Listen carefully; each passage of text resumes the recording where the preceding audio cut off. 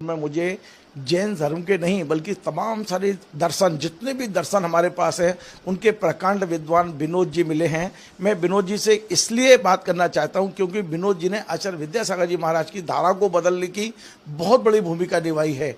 आचार्य विद्यासागर जी महाराज ने अपने जीवन का एक बहुत बड़ा कालखंड जैन आगम के साथ बिताया, यानी जैन फिलॉसफी के साथ बिताया, लेकिन उन्हें जैन से जन जन तक लाने का जो उपक्रम किया वो विनोद जी ने किया।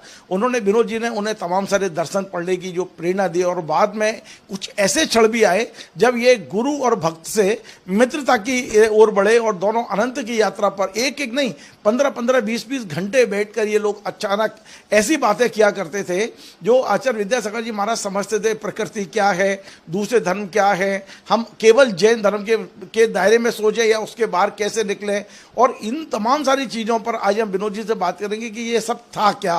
और आप और आचार्य जी जब चर्चा करते थे तो कोई डिस्टर्ब नहीं करता था, आचार्य जी का एकदम आदेश हुआ करता था कि विनोद जी कक्ष में तो फिर कोई नहीं आएगा, मतलब ये। और एक चर्चा फिर 5 घंटे चलेगी, 7 घंटे चलेगी, किसी को नहीं पता रहता था ये चर्चा क्या होती थी, क्योंकि जब तक आचार्य जी रहे विनोद जी ने अपना मुंह नहीं खोला।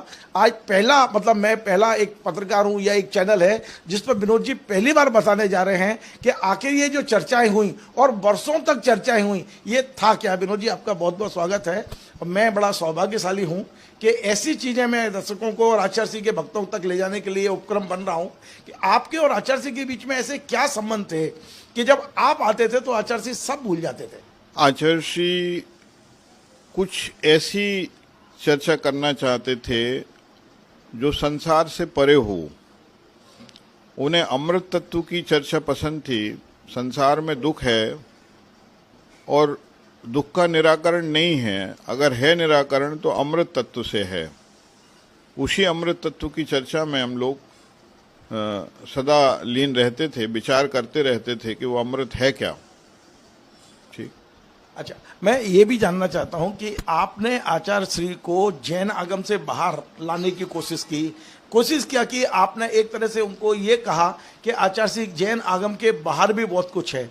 कौन कौन से दर्शन हैं जिनको आचार्य श्री और आपके बीच में डिस्कशन भी होता था? आचार्य श्री ने कौन कौन से दर्शन पढ़े और पढ़ने के बाद में आपके साथ डिस्कस किया? ऐसे तो आचार्य श्री षट दर्शन के अच्छे ज्ञाता थे, वेदांत, सांख्य, मीमांसा, चारवाक, लेकिन हमने उन्हें आधुनिक जो विचारक थे उन विचारकों को पढ़ने की बहुत प्रेरणा की उन्हें, जैसे ओशो, जे कृष्णमूर्ति, इन सभी विचारकों को उन्होंने क्रमशः पढ़ा, समझने का प्रयास किया कि आखिर ये क्या कह रहे हैं। आचार्य जी ने कई बार अपने मन की बातें भी आपसे की हैं, जैसा कि आप बता रहे 16-16, 17 घंटे बेशक 2-2, 3-3 किस्त में हुआ करता था। तो ये क्या बदलाव क्या आया था आचार्य जी के अंदर, क्योंकि आप आचार्य जी को पिछले 35 साल से करीब जानते रहे हैं, जुड़े रहे हैं आचार्य जी से। ये जो आचार्य जी ने नए दर्शनों को पढ़ा, नए शास्त्रों को पढ़ा, नई विधा को पढ़ा, आधुनिक लोगों को समझने की कोशिश की, तो क्या परिवर्तन क्या दिखा आपको? आचार्य श्री को ऐसा लगा कि जो चेतना है वह समान स्तर पर है, सबके भीतर एक सी ही चेतना है, और दुख मुक्ति की जो बात है वह सिर्फ एक व्यक्ति के लिए नहीं, वह सबके लिए है।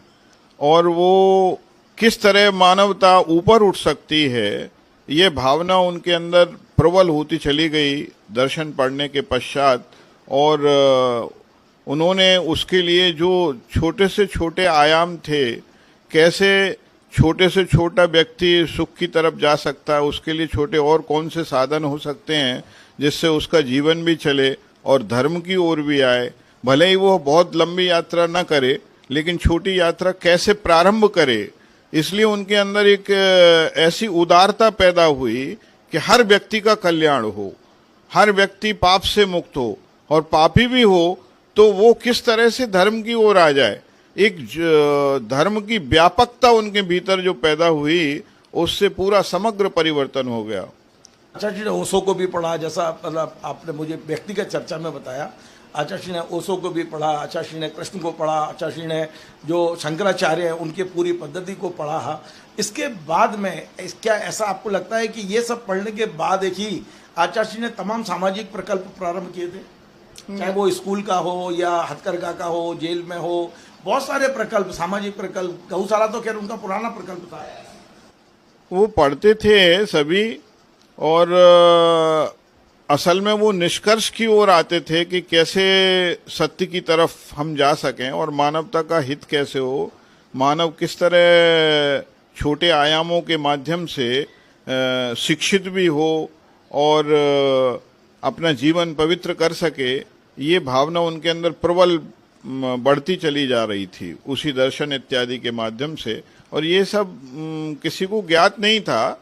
वो दर्शन पढ़ते थे और वो पुस्तकें पढ़ने के बाद अपने आप अलग कर देते थे, और वो उसके धीरे धीरे प्रक्रिया चलती रहती थी। विचार हम लोगों के बीच बीच में विचार होते रहते थे किसी विषय को लेकर के। जैसे अभी पिछली बार ये चर्चा हुई थी कि शांति कौन चाहता है। यदि मन शांति चाहता है तो मन तो सदाकाल चंचल है, तो फिर शांति की बात हो कैसे सकती है। मुक्ति की बात आप कह रहे हैं, सभी दर्शन कह रहे हैं, तो मुक्ति क्या चीज है? जब मन हमेशा गतिमान बना रहता है, वो कभी ठहरता ही नहीं, जो ठहरता नहीं, फिर मुक्ति की बात जो कही गई है, क्या ये असत्य तो नहीं है, सिर्फ कल्पना तो नहीं है? इसी विषय पे बहुत गहन चर्चा हमारी और आचार्य श्री की चलती रही, और कोई आग्रह नहीं था विचारों का। वो विचार अपने प्रस्तुत करते थे, हम अपने। उनका हमेशा एक ही बात कहना था कि केंद्र को ध्यान रखना, केंद्र को मत छोड़ना।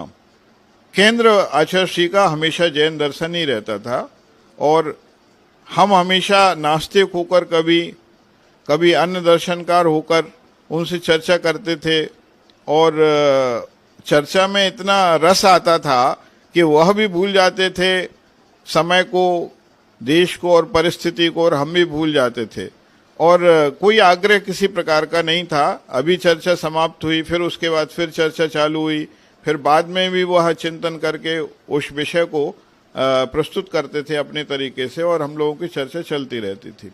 विनोद जी, निश्चित तौर पे आचार्य विद्यासागर जी का ओहरा इतना बड़ा था, वो एक बहुत बड़े सर्वमान्य आचार्य थे, और आप एक ब्रह्मचारी, एक जैन विद्वान थे। आप दोनों के बीच में लोग बताते कि एक मित्रवत संबंध स्थापित हो जाते थे। जब आप चर्चा करते थे तो भूल जाते थे कि आप एक विद्वान हैं और वे एक आचार्य हैं। दोनों समान धरातल पर आकर फिर चर्चा शुरू करते थे, जिसे मैं ये कह सकता हूँ कि एक तरह से समान मित्रता के भाव से आप लोग चर्चा करते थे। दर्शन, अध्यात्म दर्शन यही कहता है कि अध्यात्म में मानसिक दूरियां नहीं होना चाहिए।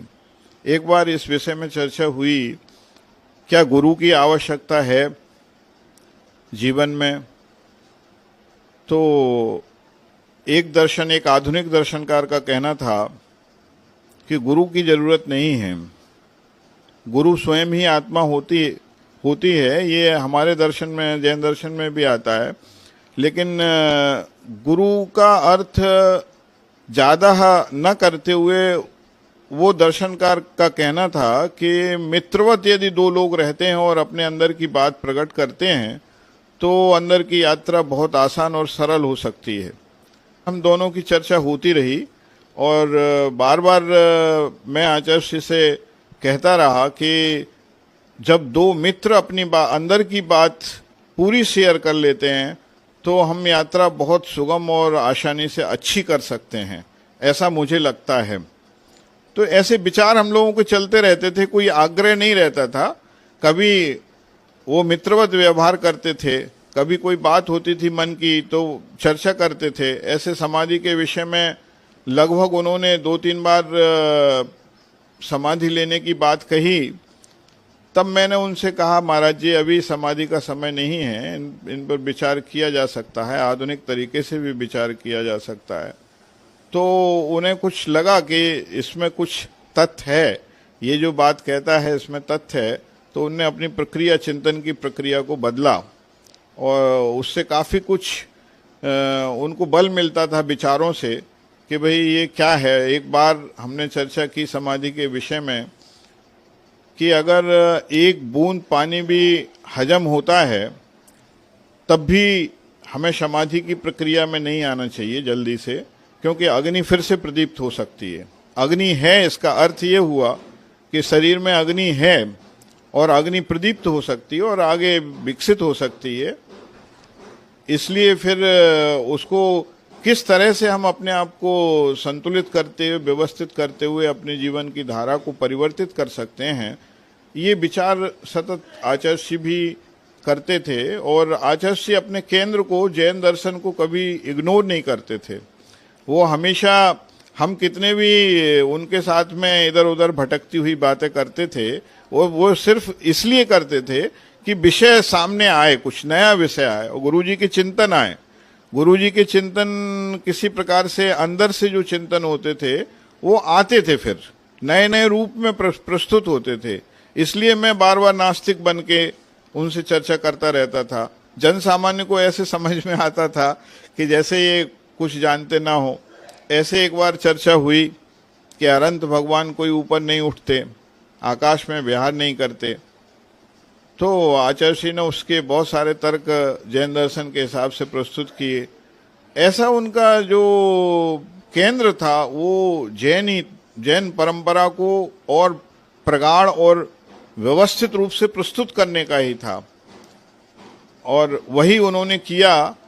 जैनत्व के साथ में किस तरह जैन धर्म और उदारवादी हो सके और लोगों को उसका अधिक से अधिक लाभ मिल सके, हर आदमी कैसे मनुष्य मतलब जैन दर्शन से जुड़ सकता है, यहाँ तक उनकी चेतना विकसित हो गई थी।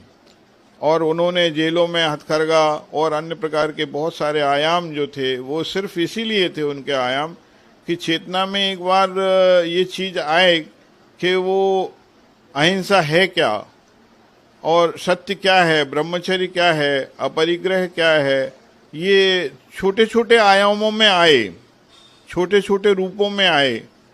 तो वो चीज वो देना चाहते थे, जन जन तक पहुंचाना चाहते थे, और उनकी करुणा जो थी वो जन जन तक पहुंच रही थी धीरे धीरे। यही उनका एक प्रयास था।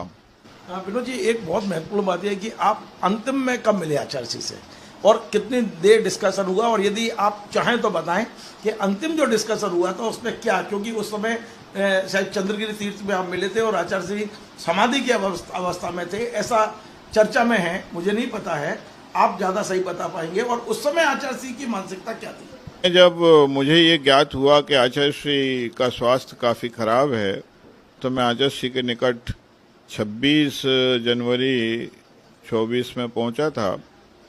आचार्य श्री उस समय अस्वस्थ थे, तो मैंने आचार्य श्री से कहा, महाराज जी स्वास्थ्य तो काफ़ी कमज़ोर है आपका। उन्होंने कहा हाँ, पीलिया हुआ है। और मैंने कहा कि ऐसा मालूम पड़ा है कि आपको एक कोई गठान भी है और असाध्यता की ओर है। हाँ सुना तो है बोले। तो इस विषय में आपका क्या विचार है? तो उन्होंने कहा ठीक है, उसके लिए जो उपचार हैं वो कर रहे हैं। हमने कहा महाराज जी, मृत्यु का कुछ भी एहसास नहीं होता। मृत्यु एक ऐसी घटना है, कब घट जाए मालूम नहीं पड़ती। और विनोबा जी ने एक बात कही है कि मृत्यु का एहसास करने के लिए अंतिम जो शरीर की क्रस्ता है वहां तक जाकर मृत्यु का एहसास करते हुए फिर वापस जीवन की ओर लौटना कुंडलिनी जागरण है। हाँ बोले, ये साधनाएं उस दर्शन में आती तो हैं। आचार्य श्री ने कहा हमारे यहाँ इस तरह की दृष्टिगोचर नहीं होती, लेकिन हाँ मैं एक बात कहता हूँ, मेरे साथ ऐसा 5 बार घटित हुआ है। मैं वापस मृत्यु से जीवन की ओर आया हूँ 5 बार। और मैंने महाराज जी से कहा, आचार्य श्री क्या आप 12 वर्ष की समाधि स्वीकार करना चाहेंगे? तो उन्होंने उत्तर दिया कि नहीं, अभी निमित्तों का अभाव है इस समय, लेकिन मैं जो आगम की विधि है और व्यवस्था है उस व्यवस्था से संलेखना कर रहा हूँ, उसी प्रक्रिया में ही चल रहा हूँ। और मैं बिल्कुल सजग हूँ और किसी प्रकार की कोई शिथिलता मेरे भीतर नहीं है। मैं जो प्रक्रिया है संलेखना की, उसी प्रक्रिया से ही चल रहा हूँ। मेरा नियम संलेखना का व्रत मैं लिए हुए हूँ और इसी प्रक्रिया को मैं आगे बढ़ा रहा हूँ क्रमशः। उसके बाद उन्होंने और भी कुछ ऐसे बिंदु जो डिस्कस करने के थे संलेखना के विषय में, उन्होंने सभी डिस्कस किए। उनका कहना था कि भक्त प्रत्याख्यान का अर्थ सिर्फ भोजन का परित्याग नहीं होता, भक्त का अर्थ होता है शिष्यों का परित्याग कर देना। तो शिष्यों का परित्याग कर देने का अर्थ क्या हुआ? इसका अर्थ है कि अंदर से जो जुड़ाव है किसी भी प्रकार का, उस जुड़ाव को त्याग करना, यह भी एक संलेखना है। इसको स्वीकार करिए। यह आध्यात्मिक दृष्टिकोण से समझना चाहिए इस विषय को। और उन्होंने बहुत अच्छी बात कही, एक अध्यात्म में साधना आती है, उसमें कहते हैं मेरे तेरे पने का अभाव होना ही संलेखना है। मेरे तेरे पने का अर्थ हुआ कि मैं आपको अपना शिष्य नहीं मानता। आप मुझे गुरु माने तो माने, मैं तो नहीं मानता।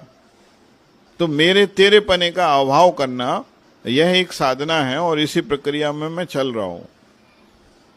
महाराज जी,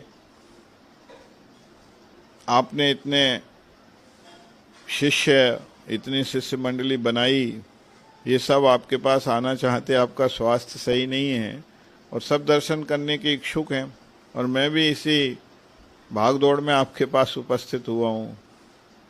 नहीं, मैंने किसी शिष्य को नहीं बुलाया। मेरी जिसको मुझे बुलाना था, मैंने महोत्सव में सभी को बुला लिया था। अब मैं अपनी संलेखना की साधना कर रहा हूँ। 3 शिष्य मेरे साथ हैं, उन्हीं के साथ में मैं हूँ और निरंतर अपनी साधना में ही लीन हूँ।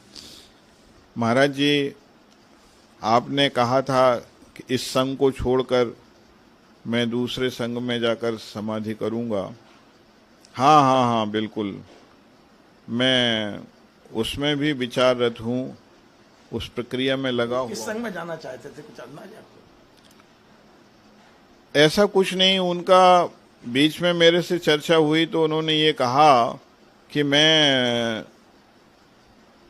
आगम में सिर्फ ये बात आती है, बिहार करते हुए उस निर्यापक की खोज करें, तो मैं उसी प्रक्रिया में चल रहा हूँ।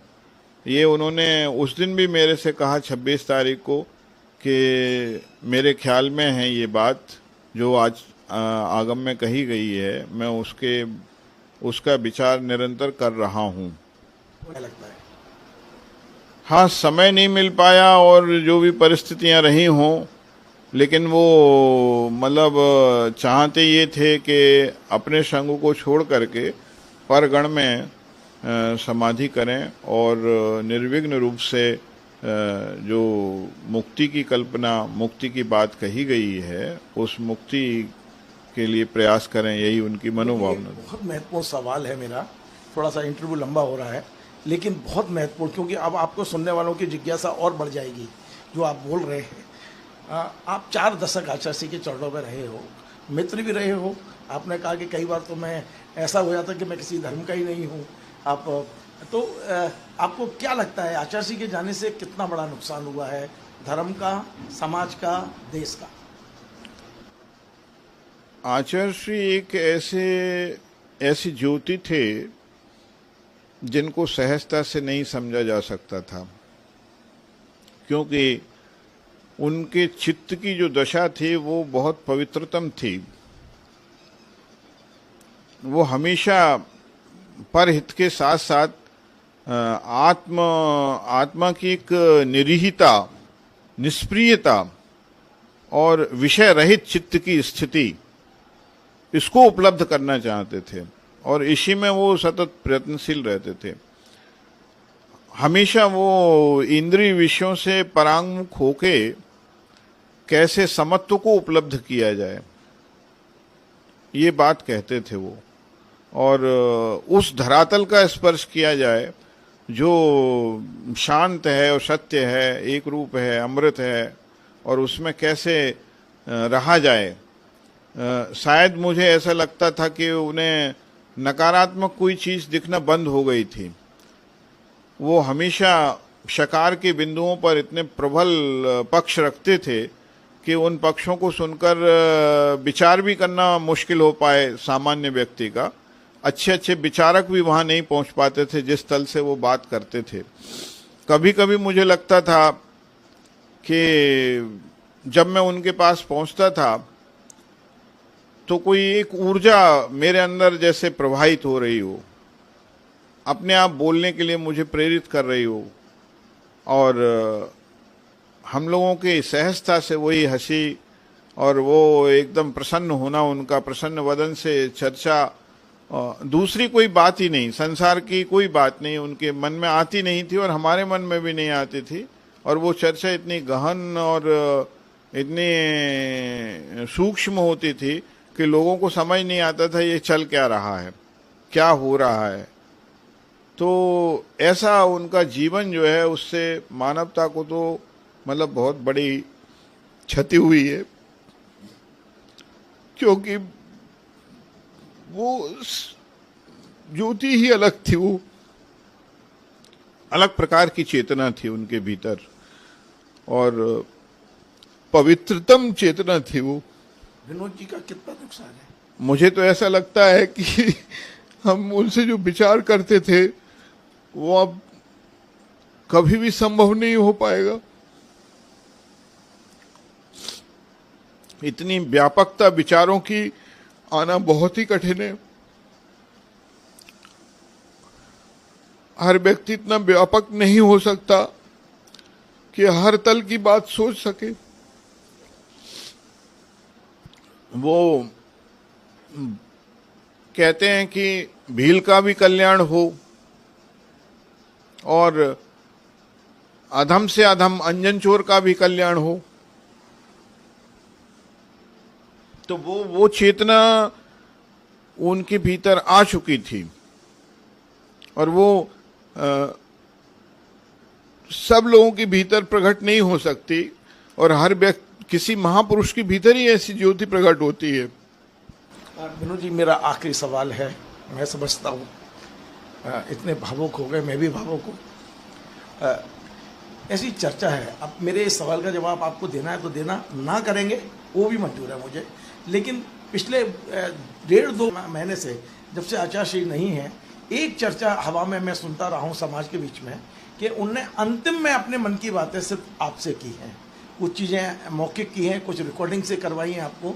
यदि आप बताना चाहें, कहना चाहें तो ठीक है, नहीं तो कोई दिक्कत नहीं है। जितना आप समाज को, क्योंकि अंतिम में उनके जो विचार थे, जो बातें उन्होंने अपने संघ के शिष्यों को नहीं कही, जो मन की बातें किसी और से साझा नहीं की, वो विनोद जी से साझा की। संघ की व्यवस्था कैसी होगी आगे चल के, वे क्या चाहते हैं। शायद उन्होंने लास्ट में ये भी कहा है कि आप कैमरे में रिकॉर्ड कर लो ताकि आवश्यकता पड़ने पर आप उसके गवाह बने। उन्होंने ये कहा, मैं पूर्णतः निर्भर हूँ, मैं मुक्त हूँ, बिल्कुल मुझे किसी प्रकार का वो चिंता नहीं है। संघ की व्यवस्था मैंने कुंडलपुर से बनाना प्रारंभ कर दी थी, और ऐसे तो उन्होंने कई बार ये चर्चा की आचार्य पद को लेकर कि आचार्य पद मुझे जो है किसको देना, क्या देना, इस विषय में ऊहापोह हम लोगों का चलता रहा कई बार। लेकिन उन्होंने अंत में जो बात कही वो ये थी कि हमने जो कुंडलपुर में निर्यापकों की व्यवस्था बनाई है, यही व्यवस्था आगे व्यवस्थापक के रूप में संघ की व्यवस्था के लिए प्रमुखता से मान ली जाएगी, और प्रतिभा स्थली अपने आप में पूर्णतः स्वतंत्र है। आरिका संघ को मैंने छोटे छोटे उपसंघों में बांट दिया है और ये व्यवस्था चलती रहेगी, इससे किसी प्रकार की कोई बाधा नहीं आती। और मैं बिल्कुल ही निश्चिंत हूँ और सब कुछ ठीक और व्यवस्थित है और जो मुझे आगम की प्रक्रिया से करना चाहिए मैं कर रहा हूँ। उन्होंने ये बात कही थी कि अध्यात्म की दृष्टि से 4 बिंदु ध्यान रखना चाहिए: अहंकार, ममकार, कर्तृत्व और भोक्तृत्व। इसमें ये चारों बिंदु जो साधक में स्पर्श नहीं होना चाहिए। अहंकार भी नहीं, ममकार भी नहीं, कर्तृत्व भी नहीं, भोक्तृत्व भी नहीं, एकमात्र उसके भीतर कर्तव्य की भावना आना चाहिए। तो मेरा है वो मैं पूरा कर रहा हूँ और जो करने योग्य था वह सब मैंने किया। कर्तव्य की भूमिका को मैंने निर्वाहन किया है और मैंने अपनी व्यवस्था जो है, संघ की व्यवस्था, जो वरिष्ठ और ज्येष्ठ साधु हैं उनको संकेत में कर दी है और आगे यही व्यवस्था, सर्वमान्य व्यवस्थाएं वो बनाएंगे अपने संघ के कि किस तरह से व्यवस्थाएं बनाना है। मैं पूर्णतः निर्भर हूँ। बहुत बहुत धन्यवाद। तो आज विनोद जी ने मन की बहुत सारी बातें की हैं। बीच में विनोद जी के साथ मैं भी भावुक हुआ। जब भी आचार्य जी को याद करते हैं तो निश्चित तौर पर ये भाव आ जाते हैं मन में। लेकिन ये जो इंटरव्यू है ये एक इतिहास है। आचार्य जी के साथ में जो अंतरंगता रही है विनोद जी की, और आचार्य जी ने अपने मन की बातें जो अंत में कही हैं, मुझे पता है कि विनोद जी को जो कहना है वही कहा है उनने, और जहाँ जो कहना है वो वहीं कहते हैं। जरूरी नहीं है कि सार्वजनिक तौर पर वो कहें, लेकिन बहुत सारी चीज़ें ऐसी हैं जो विनोद जी के आज भी उनके मन में दफन है, और जहाँ कहना होगा वो वहाँ कहेंगे। निश्चित तौर पे आज विनोद जी की इस चर्चा को हर व्यक्ति को सुनना चाहिए, हर आचार्य जी के भक्त को सुनना चाहिए कि आचार्य जी एक व्यक्ति नहीं, विराट व्यक्तित्व थे, और निश्चित तौर पर उनका ज़्यादा समाज के लिए, देश के लिए और धर्म के लिए कितना बड़ा हानिकारक है। आपको हमारा ये कार्यक्रम पसंद आए वैसे शेयर करें।